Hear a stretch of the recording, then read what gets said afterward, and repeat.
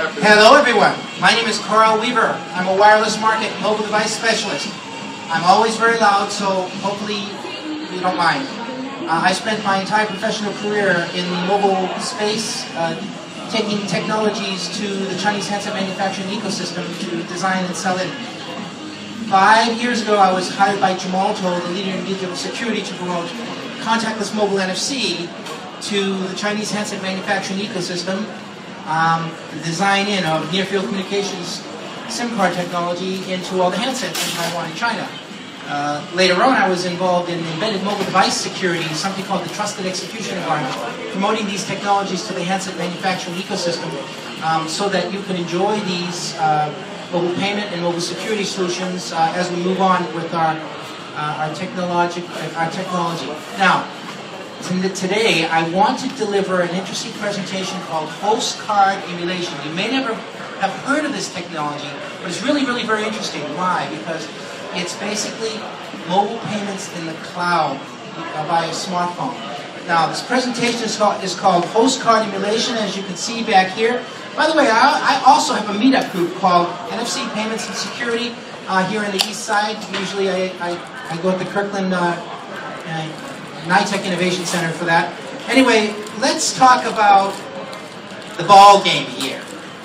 The mobile payment ball game. We're talking about mobile payments. But did you realize that there are actually three camps? There's the Apple Pay camp. That's where you have a wallet. Apple Passbook. And actually, we don't know yet because Apple hasn't officially announced the introduction of that, but it will happen in a week or so. On one side, we also have, on the left side here, we have Google and something called KitKat. KitKat operating system implements a technology from a small Texas company called simplytap. Simplytap provided an SDK for the Google Wallet and anybody's wallet, a bank's wallet, in order to implement mobile payments with a virtual solution for the cloud for your secure element. It's essentially a virtual secure element in the cloud. Now on the right side here, we have ISIS, or the company formerly known as ISIS, providing a mobile wallet solution and also working with all three operators. ISIS is a JV and a wireless platform for mobile payments. So you actually have three interesting camps here. You might be asking, which camp do I go with? Which one do I use? Well, in America, we'll be using all three.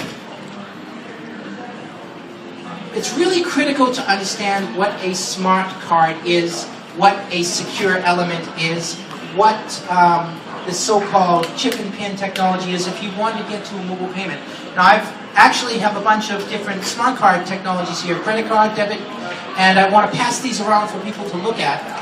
Basically, when you're talking about mobile payments, you have to understand that you have to have security of your credentials for mobile payments.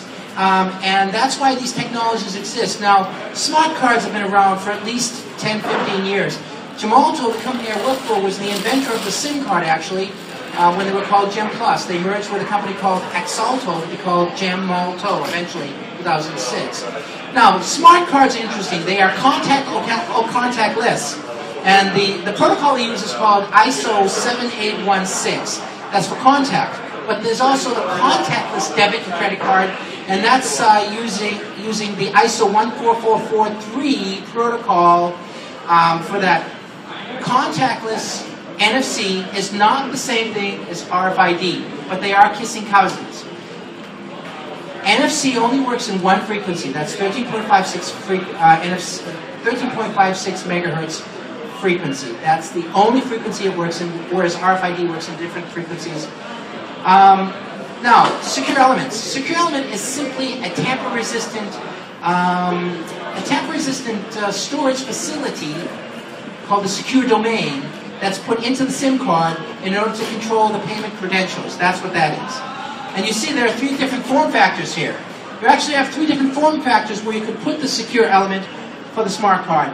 In a micro SD, in the SIM card, removable SIM card, we call that USIM for 3G, we call that UICC for 4G. It's now called the SIM card for 4G.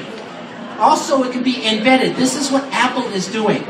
They're embedding the secure element in NXP's PN65 chip. Yeah, I know that's a bit techie geeky, I understand. We'll get through that.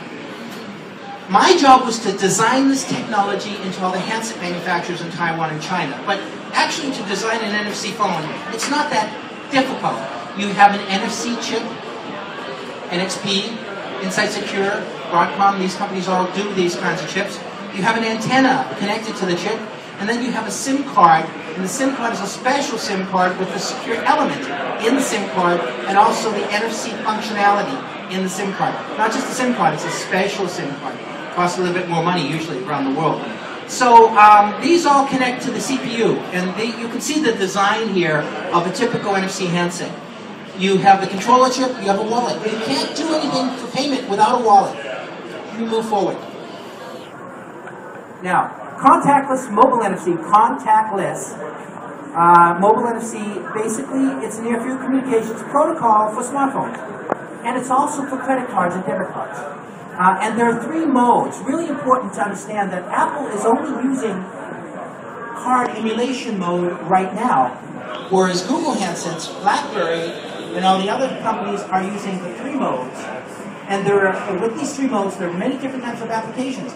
The second mode is called peer-to-peer. That's where 2 devices can tap each other to make an exchange of information or even payment credentials. You can take your phone and touch an ATM with peer-to-peer communications for NFC and actually transfer funds.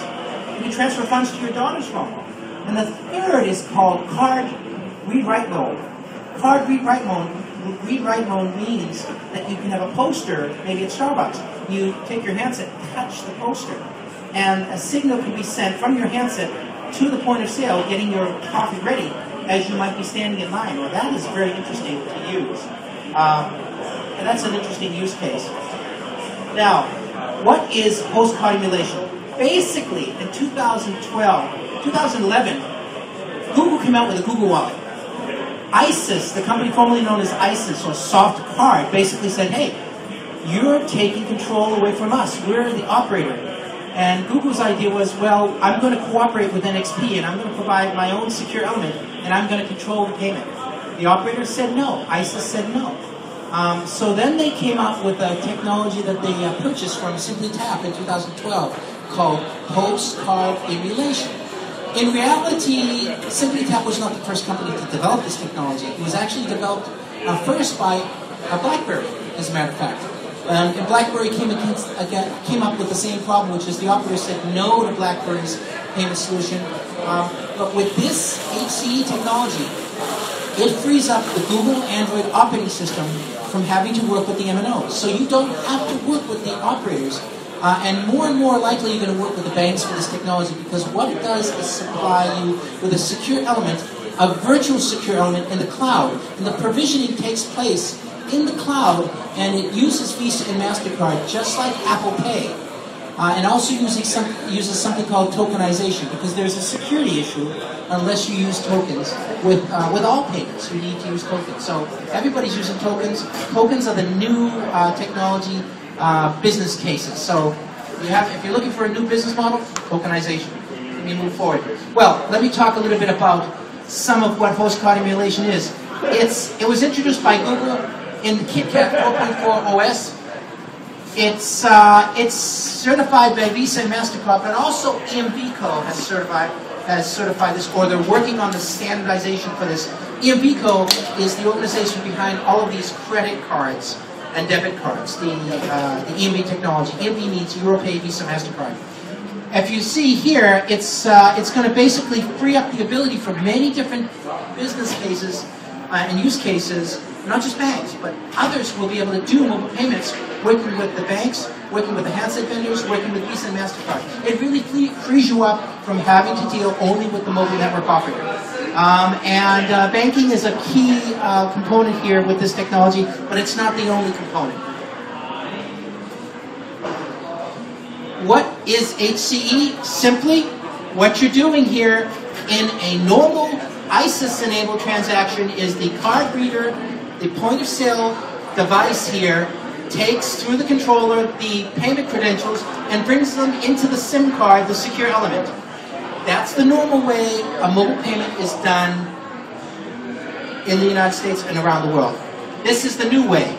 Basically, your point-of-sale device goes through the controller chip, Still have to have the controller chip, but now go to the side here. We have a cloud, the Seattle cloud. The account data is hosted in the cloud on a secure server rather than on hardware. The payment app obtains limited use token account data from the secure cloud. We call that using token service providers to do this function. The NFC controller transmits the data normally back to the point of sale device as it normally does. It's simply taking the control away from the operator and putting it into the cloud for the provisioning, because the operators normally provision these devices. All right. This is a bit complicated, but explains how a mobile app now, and not the secure element, provides at the point of sale the credentials into the payment network, into the cloud, but you need an issuer. That would be the token service provider or the trusted service manager. Probably need both. This just explains another illustration of how it can work for those visual type of people. Provisioning. You're actually provisioning the secure element, which is virtual now, in the cloud in order to make the payment. And actually what happens is in the cloud it's provisioned and sent back to the handset so that you can make the payment at the point of sale. See, so it's all done in the cloud. It's going to have great popularity when Seattle people and people figure out the importance of this technology. They still haven't figured it out, that's 20%. Now, the company called simplytap developed this technology. They have an SDK and a wallet type application, and you can actually use their services now. I've tried to explain a bit about how that works, but this is more for a software developer. This slide is more for software developer. Now, did you realize that your wallet can accept many types of proximity payments? Payment technologies, barcode, sound wave, NFC, any of these can be used on your wallet. So your wallet doesn't really care what technology it uses.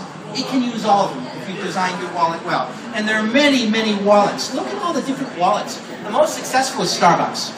Starbucks is the most successful wallet. Now, tokenization is not new, but in the form of using it for payments, especially for Host Card Emulation, it serves a very important, it has a very important value, which is for security. So, as you can see here, okay, we're still at the wallet side here, but let me move back here. Go to the next slide.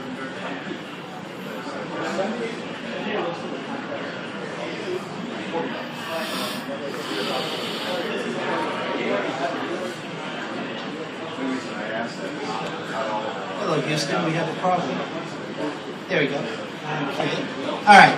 So the emergence of tokenization for HCE for mobile payments. Basically, encryption and tokenization will be used to perform the payment and the security for mobile payments. I won't get any more technical than that at this point. Tokenization of EMV payment security. Basically, what tokens do is they take the existing credit card, your PIN account number, and they scramble it to numbers you don't care about because they have no value to anybody, including a hacker. Sometimes they're one time. They have no value. They can't be cracked because they have no value to anybody but the point of sale device. So they take the number, the PAN goes into a token service provider, and it's switched. It's switched so that it has no value except to when it's provisioned by Visa or MasterCard at the point of sale. And the hackers have no idea what they're encountering because you're not dealing with credit card details. You're dealing with a token, and the token has no value to them. So I've made it very, very simple, but that's what tokens do. This is just a token comparison between Apple and Android. As you can see, what goes on here is iTunes with Visa and MasterCard are working together. So actually it's Apple and iTunes who are empowering Visa and MasterCard to make money. I think they charge 0.15% of every transaction that goes on with Visa and MasterCard. Apple is getting commission out of that. Doesn't seem like very much. It's going to be a lot. They're going to make lots of money. how it works is you submit the account token request to Visa, MasterCard, and Amex, and then you receive a token card data, and then that gets it's tokenized into the device. This is a little bit more articulate explanation of a PAN and how it gets tokenized and how the token goes back to the device. However, as you can see, it's so much simpler with the secure element or the virtual secure element in the cloud. You're simply using the bank or the issuer of the secure element and the token, which gets downloaded onto an app in the device, not the SIM card, but an app in the device.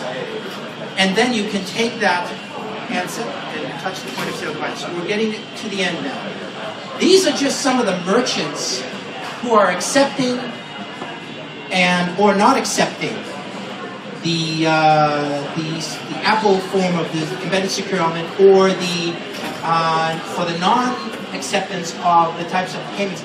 Payments are going on, and there are different types of payments. Some are playing in both camps. These guys are playing in both camps. But this is basically what Apple has introduced as their partners. Apple is working with banks. Apple is working with credit card companies as well, and a bunch of these vendors. For Host Card Emulation, all of these players can work for Google Android handsets. All of these players can work with Host Card Emulation. So the point I'm trying to make is Host Card Emulation is here on Android handsets. It's not going away. Apple has one way of processing the payment. Google Android has another way to process the payment. So I hope that people understand a little bit more now about how Apple is processing their payments and how Google Android smartphones will process the payments. I think the banks are going to be the winners in this. And Visa and MasterCard will win with both camps. Visa and MasterCard want more and more companies to use the cloud to do mobile payments. But the key is tokenization. That's where the security takes place. Thank you very much. I hope you enjoyed today's very short presentation. This technology is a little complicated. Thank you very much.